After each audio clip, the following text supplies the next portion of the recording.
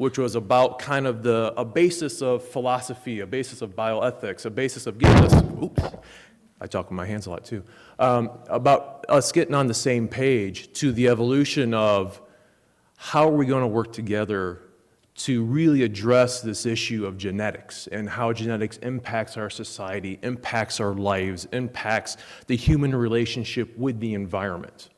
And so who I am is more important than what I've done, because we all have to think about who we are and how we relate to the issues that we're working on.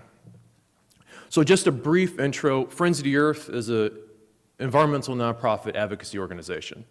We're part of Friends of the Earth International, which has member groups in 76 countries around the world. We're the world's largest federation of environmental groups. Our mission is to champion a just and healthy world. And what that means for us is that you cannot separate environmental protection from economic justice and from social justice. These issues are intricately linked, because you cannot protect a piece of land or forest and exclude the communities that live around them. Because we have seen time and time again that as a community suffers, so does the environment. And that drills us directly into what we're talking about, which is the future of genetics and human genetic technology. Our founder, David Brower, once said, "It is absolutely imperative that we pass on the genetic heritage for man and every other living thing in as good a condition as we received it." Now, I look at where we've been and where we're going, and from an environmental perspective, and I'm here to provide the connecting the dots to the environment, we're not passing along our genetic heritage as we've received it. Right now, in 2001, we found genetically engineered corn in the native corn crops in Mexico. Right now, corporations have patented over 20% of the human genome and is using it as experiments. And we're all talking about that today. The issues about genes is deeply philosophical. It is informed by, as Michelle Goodwin said, we have to think about values. It's informed by the Gaia theory. It's informed by the theory of deep ecology. And it's informed by the precautionary principle, all of which say that man is intrinsically linked to the environment. And that means we have co-evolved with the environment. And that means we have co-evolved on a genetic level. As humans, as a species, we are very closely losing our grasp on what it means to be a part of the environment. Each time we talk about human genetic engineering or human cloning, we're removing ourselves from the environment. We look at synthetic biology, we look at nanotechnology, we look at human genetic engineering. And what it's going to do is it is giving man godly status. We will remove ourselves from the natural ecosystem and from what made us who we are. That is the natural, logical step.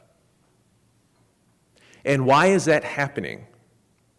It is happening because, at least in the United States, in most of Western culture and Western society, we're living in a system that values the corporate control of things and stuff more than human control. We've talked about it. David talked about the idea of reforming science, and adding democracy in science, and how to reform our democratic institutions to involve that.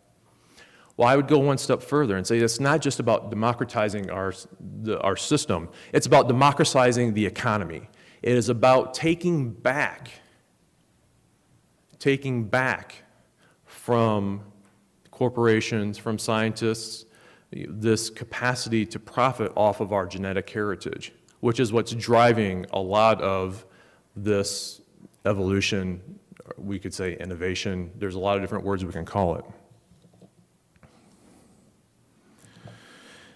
And that's where we get into what do we need to do and where we start connecting the dots.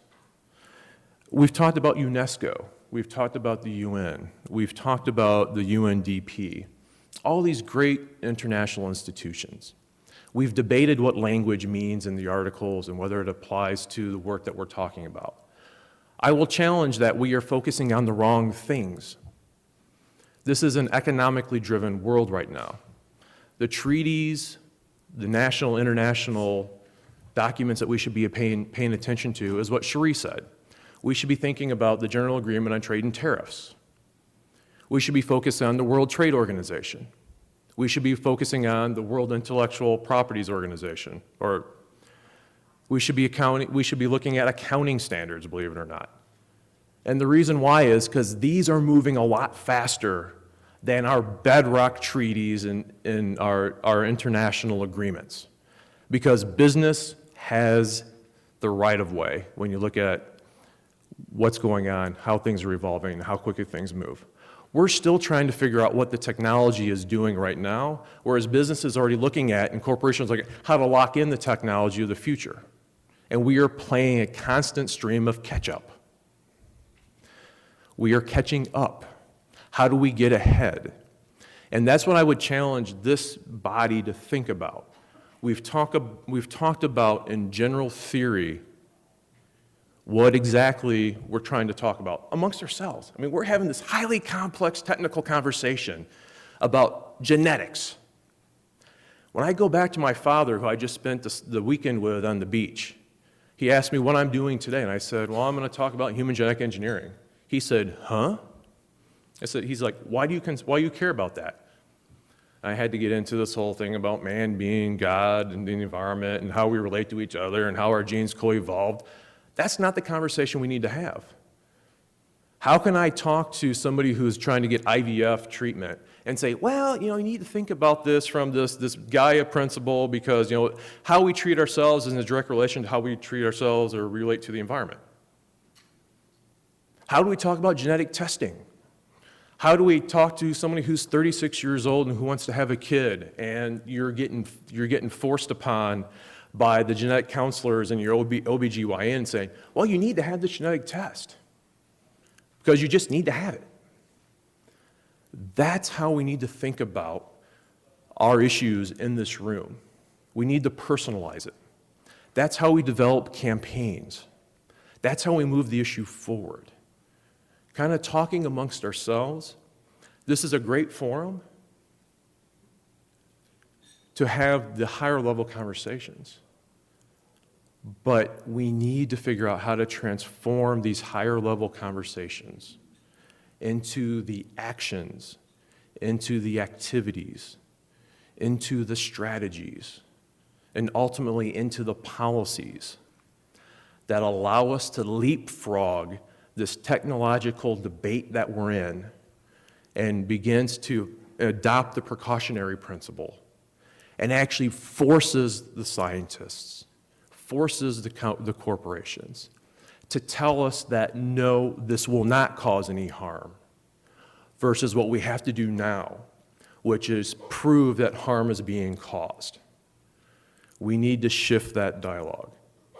And what Milton said was yesterday, which I thought was a great quote, and I'm a minute over, is teachers can't teach what we don't know.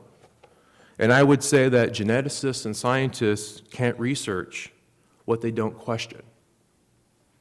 And that's the debate we have to create. That's the framing that we have to do. And that's, as a body here at Tarrytown, what we have to go forth and advocate for. We have to make the scientists and the corporations that want to profit off of these technologies think about the questions that they haven't asked and prove to us that these technologies are safe. Thank you.